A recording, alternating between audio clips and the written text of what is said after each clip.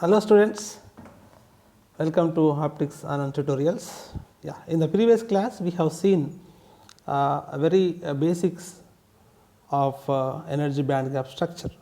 We have seen energy band gap structure of conductors, insulators and semiconductors. Now let us try to see the we know that the semiconductors divided into two types, intrinsic and extrinsic.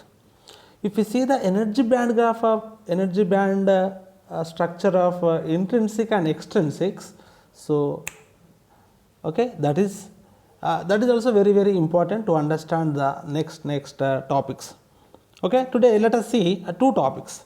I don't want to explain everything, just I would like to give some concept only. If you see in the screen, you can see explain types of semiconductors. We know that the intrinsic semiconductor and extrinsic semiconductors. Clear? Intrinsic nothing but a pure semiconductor which without doping. Yes or no? For example, silicon, germanium are example for the intrinsic semiconductors. And in intrinsic semiconductors, we can say at 0 Kelvin temperature it is act as a insulator, and so for example, if you supply or apply more energy than the forbidden gap of the semiconductors, then simply the covalent bond between electron holes in the valence band will be ruptured, then electrons move from valence band to conduction band. So here in intrinsic semiconductors, the number of electrons and number of holes are same. The concentration of electrons and holes are same, and the Fermi level in an intrinsic semiconductor lies between conduction band and valence band. It is always in the middle of the conduction band and valence band. So we are going to see how the Fermi level lies in between a conduction band and valence band in intrinsic, extrinsic. So this is a topic we are going to see. Now let us see so how the intrinsic nothing but this is a germanium, silicon are fourth group elements.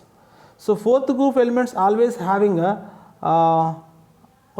outermost valence electrons are 4. Outermost valence electrons are 4, and these outermost valence 4 electrons are always try to make a covalent bond between themselves. So let us say this diagram you can see, and this diagram we can understand. In this diagram you can see a silicon. One of the silicon of 4 electrons are trying to form a covalent bond with the neighboring silicons. And almost all the 4 valence electrons forms a covalent bond with the neighbors silicons 4 electron moles. So and this is number of electrons or holes are same. So if you see this energy band structure, let me see.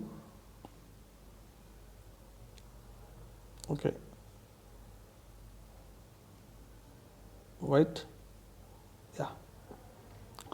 No need to explain everything, each and every point. It's very simple. You can go through this. If you want to take a screenshot, you can take it. Right.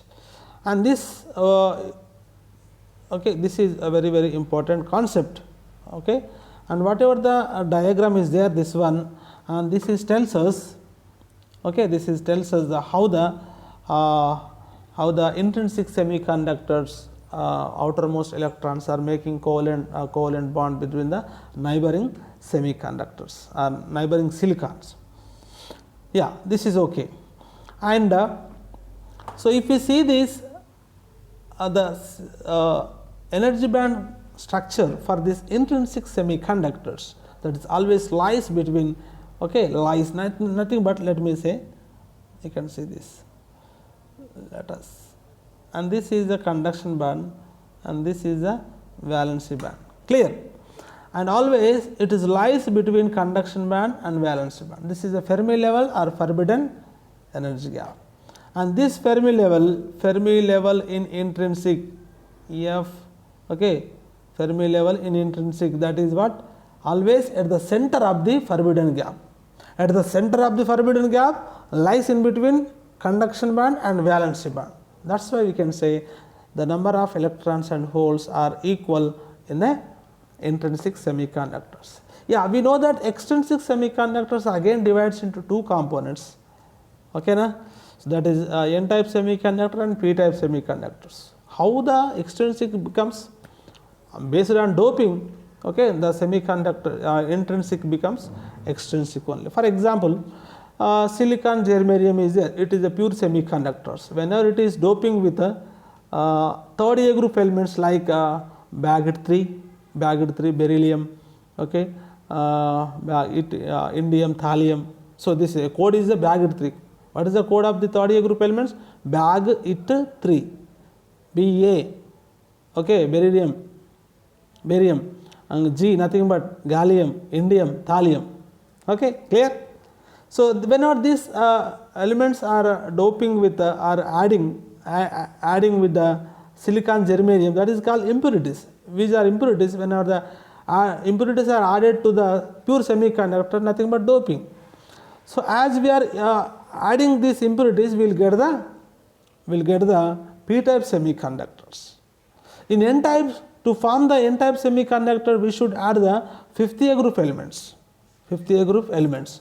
So whenever the 5th A group elements are adding to the pure semiconductors, so generally we get the n-type semiconductors. 5th A group elements having 5 outermost electrons, and 4th A group elements having 4 outermost electrons, 3rd A group having 3 outermost electrons. Okay, now so if you see, and in n-type semiconductors, so electrons are majority charge carriers. Why? Okay, let me explain.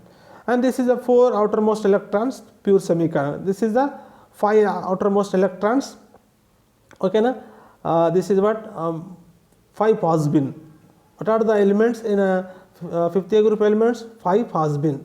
5 phosphine and phosphorus. Okay, na? Sulfur.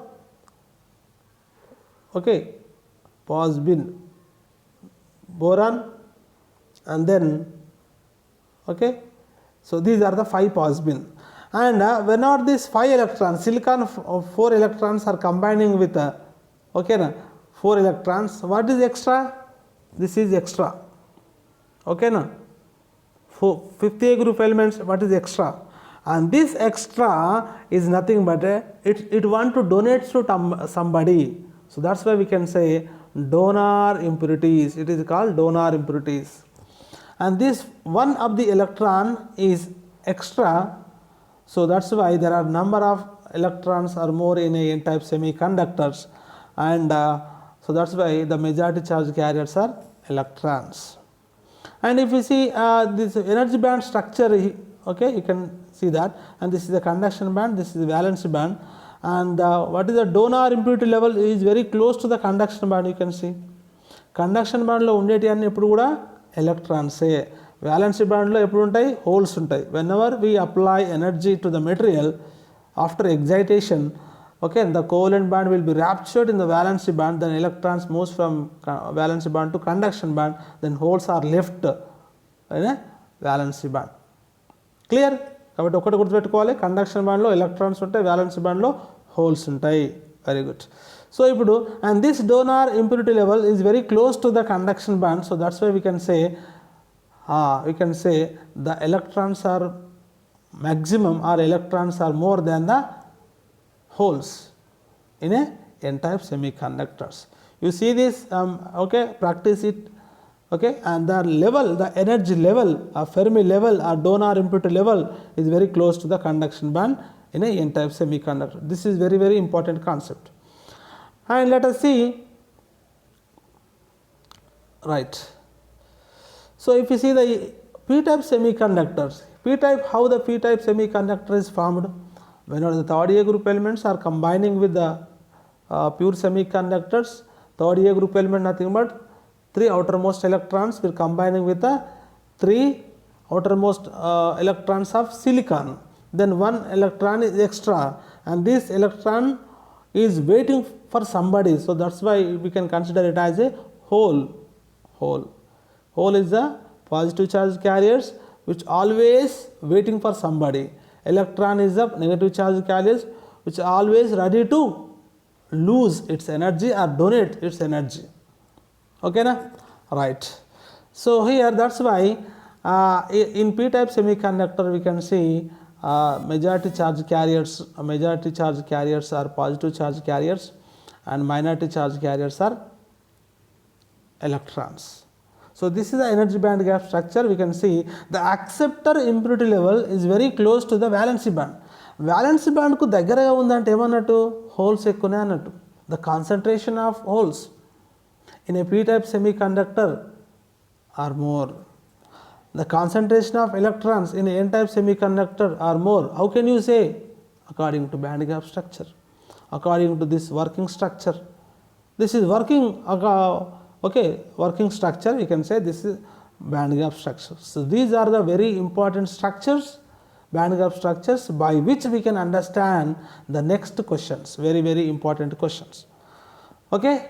So next we will see the definition of Fermi level, what is Fermi level, what is Fermi energy, and what is some important question that we are going to see in the next class. Thank you. So please do subscribe my channel for the more updates. Right.